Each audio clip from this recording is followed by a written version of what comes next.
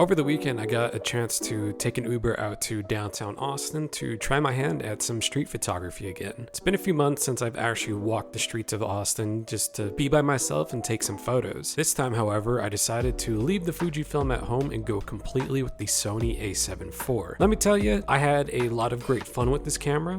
Couple of quirks that I wasn't too fond of, but was also kind of my fault when taking some of these photos. But I went ahead and did a couple of video clips as well, so I'm just gonna go ahead and show this little reel of some of the scenes down in downtown Austin and some of the images I captured, and we'll be right back for kind of my thoughts on the entire process right after.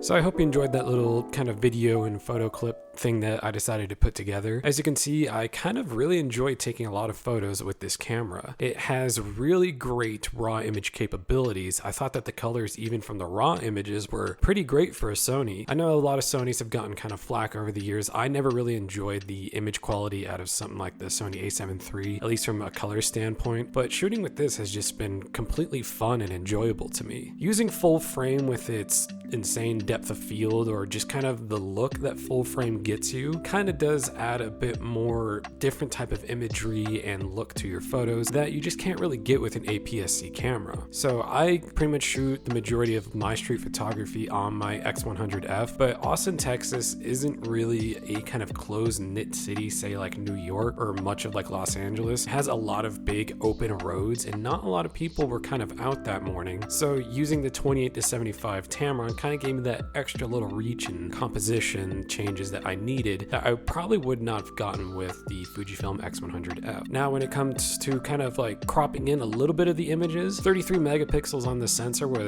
gave me a lot of headroom when it came to recomposing in my edits. Some of my edits I decided to kind of punch in just a tad bit just to kind of, you know, fix the composition and the way that the subjects were looking throughout the image.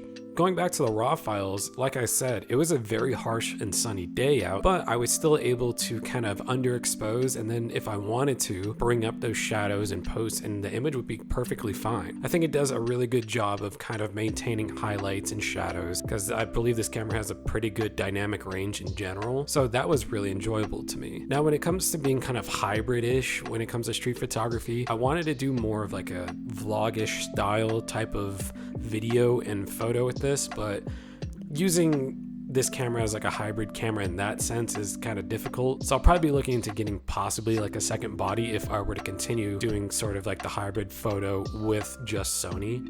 I really like the Sony A7C when it comes to that form factor and stuff. So if they can make like an A7C II with all the internals of the A7IV and like maybe in the next year or so, I think that would be kind of like a really sick setup to have the A7IV as like the video camera and the A7C as like the street photography camera. If you have any recommendations for good primes for street photography on the email, let me know.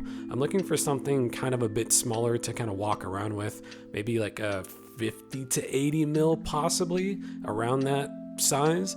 So if you definitely have like recommendations, please drop them in the comments and let me know. But yeah, using the Tamron was pretty great. I think using this Sony A7IV for street photography is pretty good. I think the Sony colors are really good now, especially when it comes to raw editing and stuff.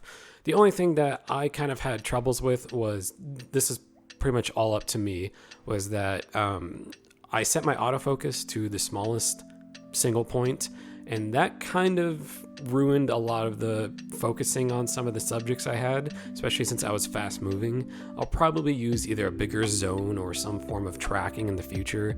And when it comes to actually using like the touchscreen and stuff, it's pretty much impossible to use it in like harsh or somewhat bright daylight. You pretty much can't see anything. You are forced to use the EVF pretty much for like almost everything whenever there's like daylight kind of coming straight down on you. So other than that, I think it's a really good system to use. I really enjoyed using this over, say, like the A7 III, just because of how quick it was, just the buffer rate and everything.